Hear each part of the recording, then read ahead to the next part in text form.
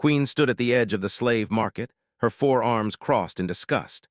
The hegemony's largest trading station buzzed with activity as various alien species bartered for sentient beings like they were livestock. Her crystalline exoskeleton caught the harsh artificial light, casting rainbow patterns across the grimy floor. "Your Majesty, perhaps we should reconsider," whispered her advisor, his features twitching nervously. "The Council expects you to choose from the traditional breeds. They are excellent workers, and they are known for their loyalty." His mandibles clicked in annoyance. As the newly crowned queen of the empire, she was expected to purchase a personal slave as a symbol of her power. It was an ancient tradition that made her stomach turn, but political necessity demanded compliance. The other royal houses would see any deviation as weakness. "Show me what's available," she said flatly, her translator converting her chittering language into standard galactic. The slave merchant, a grotesque-like creature named Grex, slithered forward eagerly. "Your Majesty honors my humble establishment. I have the finest specimens in the sector, perhaps a beautiful dancer, or maybe a strong warrior."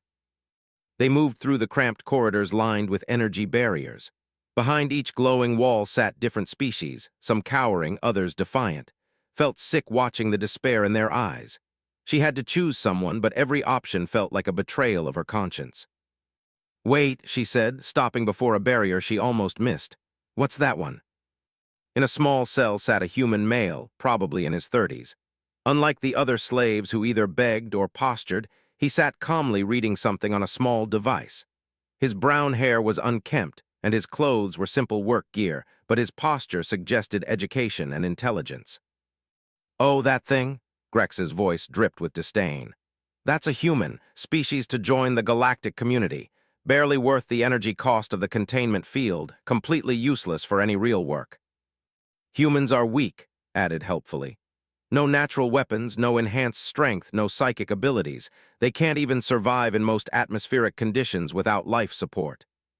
The human looked up from his reading and met compound eyes directly. Most species couldn't maintain eye contact with a royal, but he held her gaze steadily. There was no fear there, just curiosity and perhaps a hint of defiance. "What's your name?" she asked in perfect English, having accessed the translation protocols. He replied simply, "Former engineer on the merchant vessel Harmony." "How did you end up here?" "Pirates hit our convoy near the Rigel system. Crew was either killed or sold." His voice was matter-of-fact, but detected the pain beneath the surface. "And you're not afraid?" Shrugged, fear doesn't change the situation. Might as well stay calm and see what happens next. Something about his attitude intrigued her. While other slaves either groveled or raged, this human displayed a quiet dignity that reminded her of her own royal training. There was intelligence in his eyes, and she sensed depths that the merchant clearly hadn't bothered to explore. "Your Majesty," Grex interrupted, "surely you don't want that pathetic creature. I have much better offerings. The female in Sector 7 would." "How much for the human?" asked curtly. Grex's bulbous eyes widened in surprise. "Your Majesty, I must advise against." "How much?" Well, considering its worthlessness, 500 credits." It was an insultingly low price, which told her exactly how little value the galactic community placed on humans. She had expected to pay tens of thousands for a slave worthy of a queen. Done, she transferred the credits before anyone could object. "Your Majesty," whispered urgently, "the other houses will mock you for buying such a worthless slave." "Let them," she replied coldly, "lower the barrier." Stood as the energy field dissipated. He was taller than she expected, probably 6 feet, which put him at eye level with her thorax. Most aliens were either much larger or much smaller than. "I suppose you're my new owner," he said without bitterness. "I suppose I am. Are you going to cause trouble?" Considered this seriously. "Depends on what you want from me. I'm not going to pretend to enjoy slavery, but I'm practical enough to know that cooperation is better than defiance when it comes to survival." His honesty surprised her. Most slaves either promised complete obedience or threatened revenge, was simply stating facts. "We'll see," she said. "Follow me." As they left the market, wondered what she had gotten herself into. She had purchased the human on impulse, driven by something she couldn't quite name. His calm dignity in the face of his circumstances reminded her that strength came in many forms. The transport to her ship was silent except for the background hum of the station's life support systems. Sat across from her, observing everything with an engineer's eye. She noticed him mentally cataloging escape routes and potential weapons, but he made no aggressive moves. "You're analyzing our security," she observed. "Habit," he admitted. "Engineers are trained to look for structural weaknesses and failure points. It's automatic." "And what do you see?" Met her gaze again. "Overconfidence. Your people assume humans are weak and stupid, so your precautions are minimal. If I wanted to cause trouble, I could probably take out half your guards before they realized what was happening." "But you won't." "No, like I said, I'm practical. Starting a fight I can't win serves no purpose." They reached her personal shuttle, a sleek craft that incorporated both biotechnology and conventional engineering. Eyes lit up with professional interest as he examined the hybrid systems. "Fascinating," he murmured. "You've integrated organic neural networks with quantum processors. The efficiency must be incredible." Paused. "You understand the technology." "Basic principles. Human engineering focuses on adaptability and redundancy rather than biological integration, but the concepts are similar." He gestured to a section of the wall. "That's a distributed decision-making matrix, right? Instead of a single central computer, you have multiple biological brains handling different functions." She stared at him in surprise. The shuttle's design was considered advanced even by standards, yet this supposedly primitive human had grasped its fundamental principles within minutes. "Your people said humans were technologically inferior," she said slowly. "Compared to most galactic species, we are. We've only had for about 200 years, but we're fast learners and we approach problems differently than most aliens." "How so?" Thought for a moment. "Most species seem to develop along specialized paths. Your people are masters of biological engineering. They are warriors. They are diplomats and scientists. Humans are generalists. We're not the best at anything, but we're decent at everything." The shuttle's engines hummed to life as they departed the station.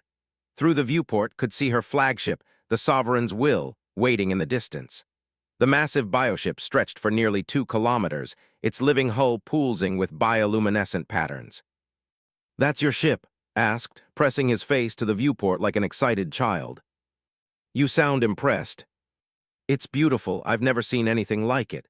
Is the entire structure biological?" "Primarily, yes. They have been perfecting bioship technology for." Was quiet for several minutes, studying the vessel with obvious fascination. When he finally spoke, his voice was thoughtful. "You know, I think I understand why you bought me." "Do you?" "You're not like the others. You didn't want a slave at all, but you had to buy one for political reasons. So you chose the cheapest, most worthless option as a form of protest." Mandibles clicked in what might have been amusement. "Very perceptive." "It's what I would have done. Sometimes the best way to rebel is to follow the rules in the most literal way possible." As they approached the Sovereign's Will, found herself reconsidering her impulsive purchase. This human was clearly more intelligent than anyone had given him credit for. Perhaps there was more to his species than the galactic community realized. The docking bay opened to receive their shuttle, revealing the organic architecture that characterized design. Stared in wonder at the ribbed walls and pulsing circulatory systems that kept the ship alive. "Welcome to my ship," said as they disembarked. "Try not to touch anything. The ship's immune system might react poorly to unfamiliar biology." "Noted," replied, keeping his hands carefully at his sides. A delegation of officers waited to greet their queen. Their compound eyes tracked to with obvious confusion and disgust. "Your Majesty," the ship's captain said carefully, "is that your new acquisition?" "Yes, this is. He'll be staying in the guest quarters adjacent to my chambers." "The guest quarters?" The captain's translator struggled with the concept. "Your Majesty, slaves are typically housed in the detention levels." "This one is different. See that he has access to the ship's educational databases and technical manuals. He's expressed interest in our technology." The officers exchanged glances that clearly questioned their queen's sanity, but they bowed obediently. As they walked through the ship's corridors, continued to study everything with intense curiosity. His questions were intelligent, and demonstrated a remarkable ability to understand complex systems quickly. "Your Majesty," he said as they reached the royal quarters, "may I ask you something?" "What?" "Why did you really buy me? And please don't say it was just because I was cheap." Considered the question seriously. "Because you looked me in the eye when everyone else looked away. Because you showed dignity in circumstances designed to strip it away. And because I suspect there's more to humans than anyone realizes." "You might be right about that," said quietly. "We're full of surprises." As watched her new slave, no, her new acquisition, examine his quarters with the eye of an engineer, she wondered if she had just made the best decision of her reign or the worst mistake of her life. Only time would tell. 3 weeks had passed since had become Queen's property, and the court was buzzing with gossip. The other royal houses were already mocking her choice, calling it evidence of her inexperience and poor judgment, but found herself caring less about their opinions each day. Had proven to be unlike any slave in the empire's history. Instead of cowering in his quarters or attempting escape, he had thrown himself into studying technology with an enthusiasm that bordered on obsession. The ship's computers recorded him accessing technical manuals at all hours, cross-referencing biological systems with mechanical principles in ways that even surprised the ship's chief engineers. "Your Majesty," chief engineer reported during the morning briefing, his tone carefully neutral, "Your human has submitted 17 improvement proposals for our biomechanical integration systems." "Are they any good?" asked. His mandibles clicked nervously. "That's the concerning part, Your Majesty. They're brilliant. We've already implemented 3 of his suggestions, and they've improved efficiency by 12%. The other officers shifted uncomfortably.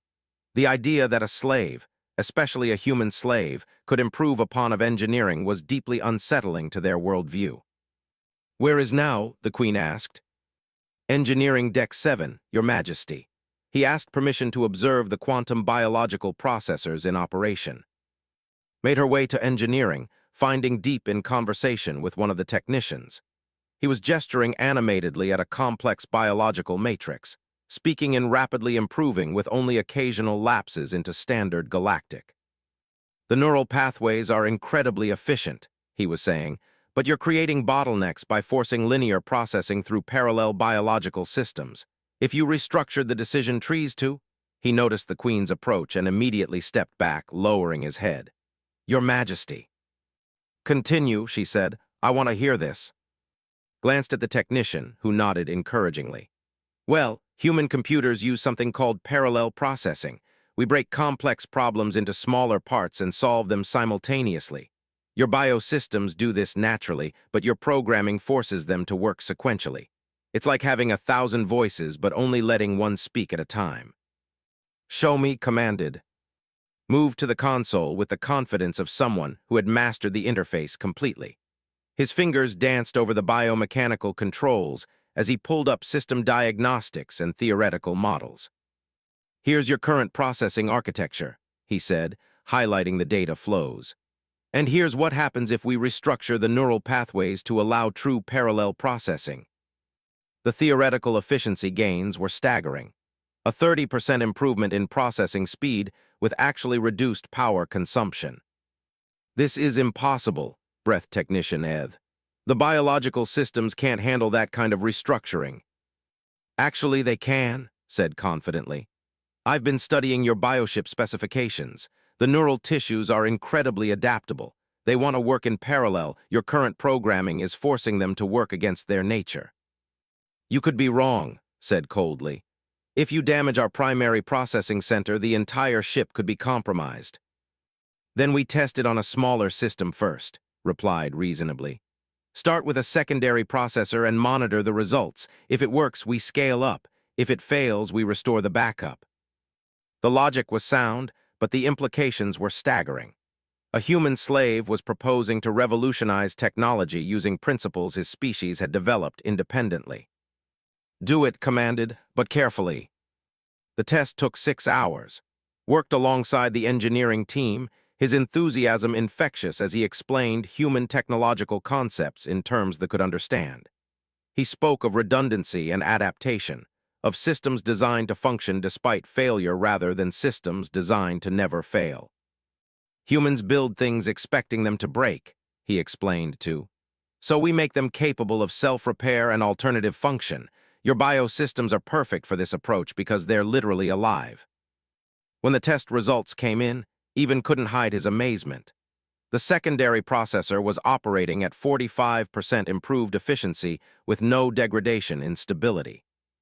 "How is this possible?" he muttered, staring at the readouts. "Different perspective," said simply. "You've been thinking about your biosystems as living computers. I'm thinking about them as computer-assisted life forms. The distinction matters." Word of the success spread quickly through the ship. Within hours, found himself surrounded by curious engineers, all eager to understand these revolutionary concepts. For the first time since becoming a slave, he felt truly useful. But not everyone was pleased with this development. "Your Majesty," Admiral said during the evening briefing, his tone heavy with disapproval, "the crew is beginning to question traditional hierarchies. Having a human slave demonstrate superior knowledge to our finest engineers is problematic." "Problematic how?" asked dangerously. "It undermines the fundamental assumptions that justify our dominance.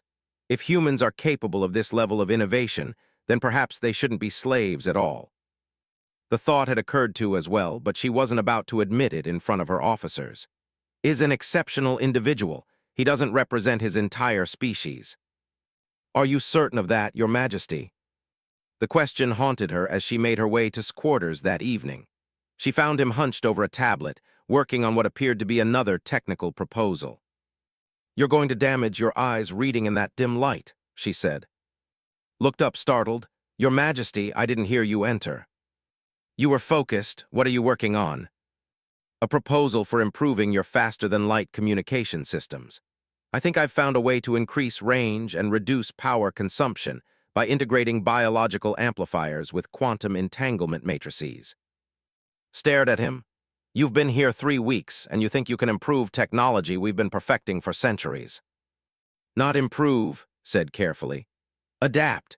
Your technology is incredible, but it's designed by and for thinking patterns. I'm wondering what happens when you apply human problem-solving approaches to capabilities." "And what makes human problem-solving so special?" Set down his tablet and leaned back in his chair. "We're survivors, Your Majesty.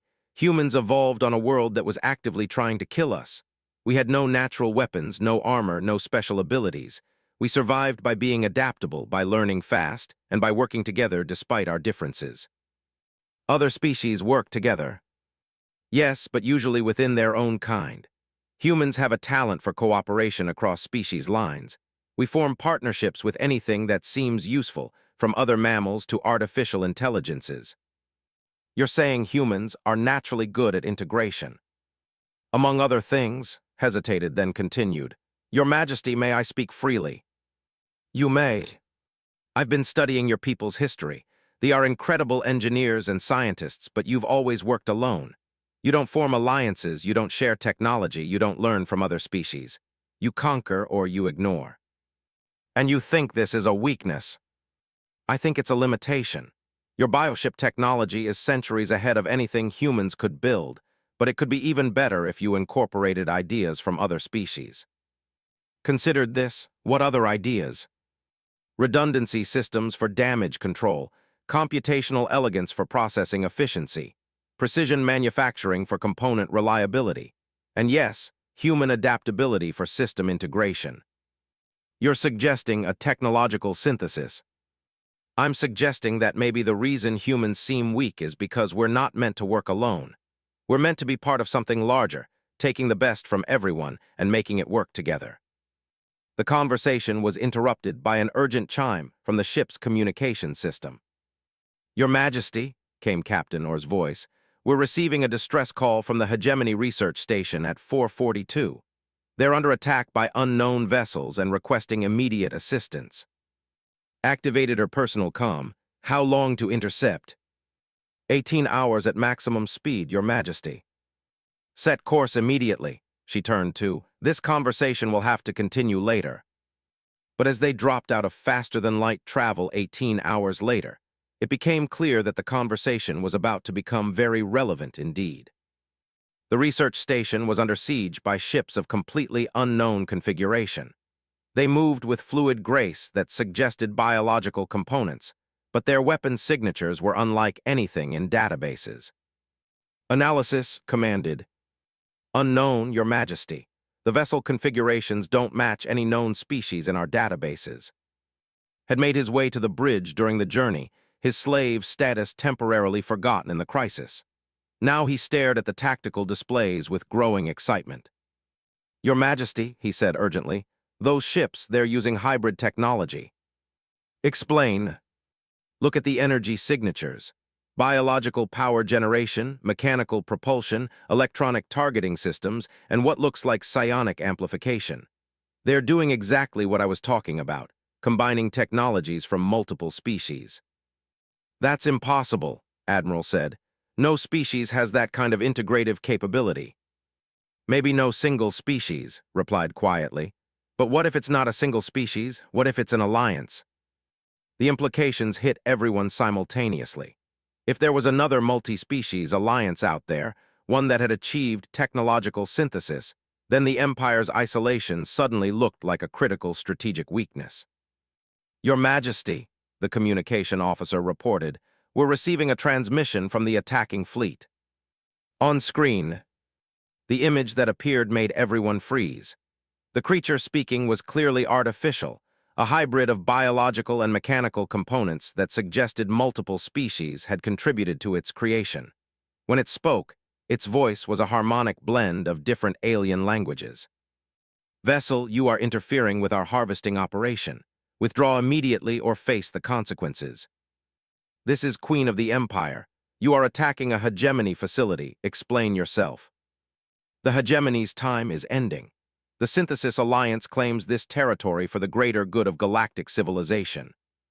The transmission cut off, leaving the bridge in stunned silence. Your Majesty, said quietly, I think your empire just encountered its evolutionary successor. As the unknown ships moved to engage the sovereign's will, realized that everything was about to change. The galaxy was no longer a collection of isolated species competing for dominance. Something new had emerged, a force that combined the best of every species into something greater than the sum of its parts. And somehow, the key to understanding this new threat might be the human slave she had bought on impulse 3 weeks ago. The Synthesis Alliance ships moved with coordinated precision that sent chills down spine. Their formation was perfect, their movements fluid, and their weapons fired with devastating accuracy. Within minutes, 2 of the research station's defense platforms had been reduced to expanding clouds of debris. Defensive positions, Admiral barked. All weapons online. Wait, said urgently. Your Majesty, don't engage them directly. Why not? Demanded, her instincts screaming for action. Because they're using integrated tactics. Look at their formation. It's not just ships working together. Each vessel complements the other's capabilities. If you fight them like individual targets, you'll lose. The tactical display showed the enemy ships weaving between each other in patterns that seemed almost like a dance. Where one ship's shields weakened, another moved to cover it. Where one weapon system recharged, another filled the gap. They're fighting as a single organism, continued. Just like I suggested for your biosystems, they've achieved true parallel processing on a fleet scale. Then how do we fight them? You don't, you talk to them. Every on the bridge turned to stare at the human. Admiral's mandibles clicked in outrage. Talk to them, they're attacking a civilian facility. No, said, studying the tactical readouts. They're not attacking randomly. Look at their targets, only military installations and specific research labs. They're taking prisoners, not killing civilians. This isn't a conquest, it's a recruitment operation. Before anyone could respond, the communication system activated again. This time, the hybrid creature on the screen was accompanied by others, representatives of species recognized, and some she didn't. Queen, the leader said, we have analyzed your vessel during this engagement. Your bioship technology is remarkable, but your tactics are predictable. You fight as individuals even when you work together. What do you want? Replied coldly. To offer you a choice. The galaxy is changing.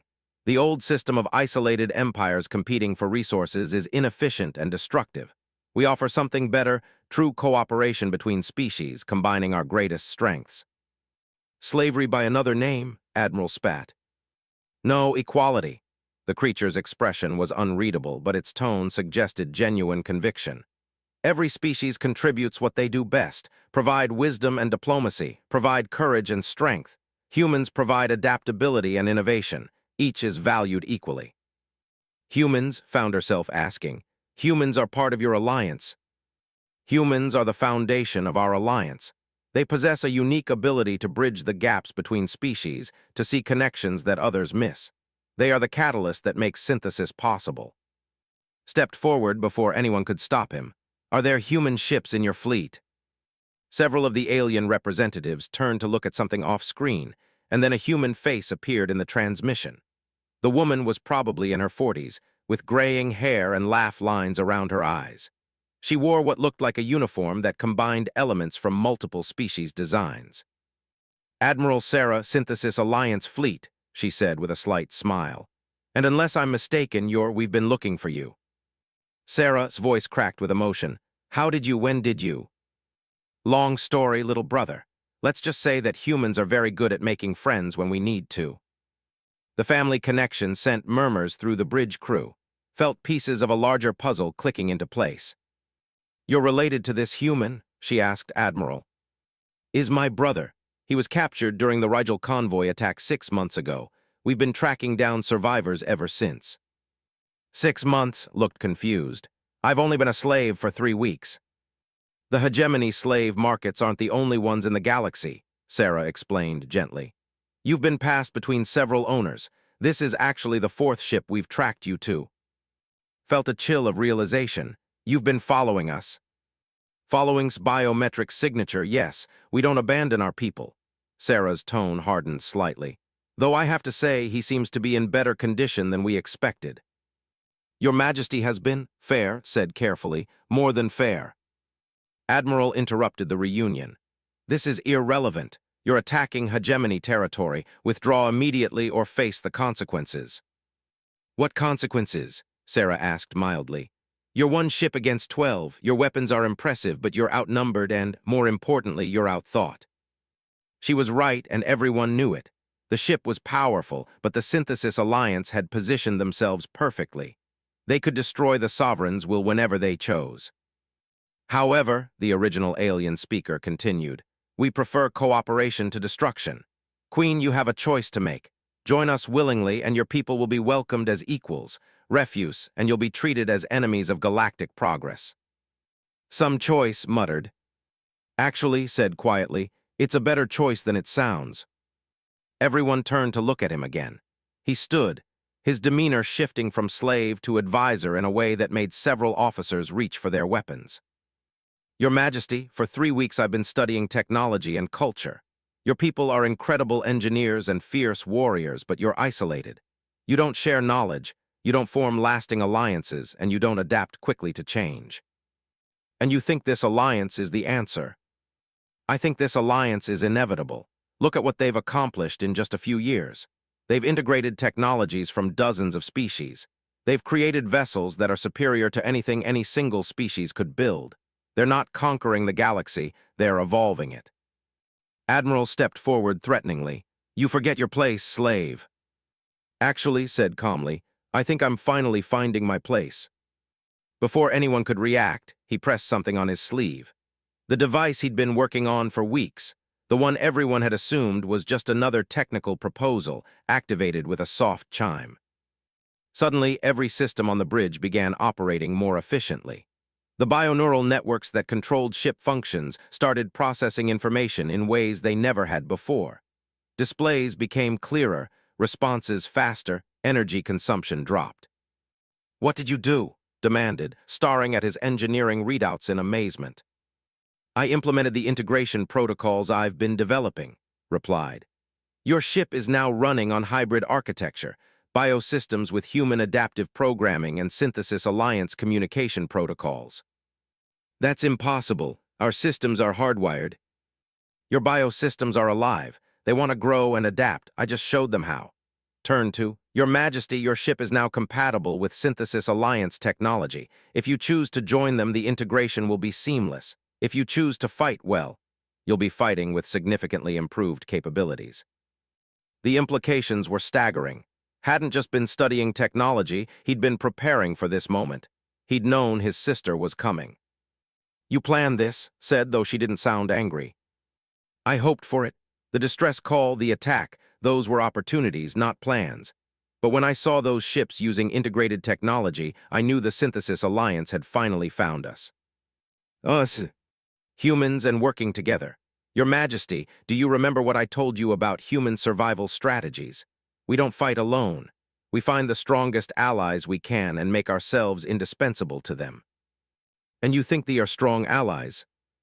"I think they are the missing piece the Alliance has been looking for. They have incredible individual capabilities but no experience with true cooperation. We have cooperation skills but limited individual power. Together we could be unstoppable," Admiral finished from the screen. "The question is whether Queen is wise enough to see the opportunity." All eyes turned to the Queen. She could feel the weight of her people's future pressing down on her. The traditional path was clear: fight to maintain independence and probably die in the attempt. The new path was uncertain, but offered possibilities she had never imagined. "If I agree," she said slowly, "what happens to my people?" "They become full members of the Synthesis Alliance," the alien leader replied. "Your bioship technology will be shared with all member species, and you'll have access to our combined knowledge base. Your warriors will serve alongside Alliance forces as equals, not subordinates." "And the slave trade?" "Abolished within Alliance territory. All sentient beings are citizens with full rights and protections." Looked at, who was watching her with obvious hope. 3 weeks ago, she had bought him as a symbol of power. Now he represented something entirely different, the possibility of evolution instead of stagnation. "Admiral," she said finally, "your assessment." The old warrior's mandibles clicked thoughtfully. "Your Majesty, everything we've seen suggests they're telling the truth. Their technology is superior, their tactics are flawless, and their offer seems genuine. The technical integration achieved is extraordinary, Your Majesty. Working with them could advance our capabilities by centuries." She had her answer, but she needed to hear it from one more source. "Your Majesty, I can't make this choice for you, but I can tell you that my sister doesn't make offers lightly. If she says they will be treated as equals, they will be." Took a deep breath and activated her communication system. "Admiral, on behalf of the Empire, I accept your offer of alliance." The response was immediate and overwhelming. Every ship in the Synthesis fleet lit up with celebration displays. The research station, which had been preparing for siege, began broadcasting messages of welcome. Even the enemy ships, now revealed as Allied vessels conducting a recruitment operation, joined the celebration.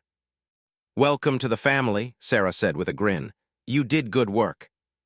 "I had excellent material to work with," he replied, looking at with obvious respect. As the formalities of alliance began, found herself standing beside on the observation deck, watching Synthesis Alliance ships dock with her vessel. Engineers from a dozen species were already boarding, eager to begin the integration process. "So," she said quietly, "what happens now?" "Now we build something better than anyone could have imagined alone," replied. "Bioengineering combined with human adaptability, wisdom, strength, and technologies from species we haven't even met yet." "And what about you? I suppose you're no longer my slave." Smiled, "I was never really your slave, Your Majesty. I was your partner. You just didn't know it yet." "Queen," Admiral's voice came over the intercom, "we're ready to begin the integration protocols. Are you prepared to take your people into the future?" Looked out at the fleet of hybrid ships, each one representing the combined genius of multiple species working together. For the first time in her life, she felt like she was part of something larger than herself. "We're ready," she said. As the bioship Sovereigns will underwent its transformation into something unprecedented, a vessel that combined the best of every species in the Alliance, realized that buying a human slave had been the best decision of her reign after all. Not because she had gained property, but because she had gained family. The age of isolated empires was ending. The age of synthesis had begun. And at its heart were humans, the species that everyone had underestimated, the survivors who turned weakness into strength and enemies into allies. They had done what no other species could. They had taught the galaxy how to work together. The future would be built by all of them, working as one. and it would be magnificent.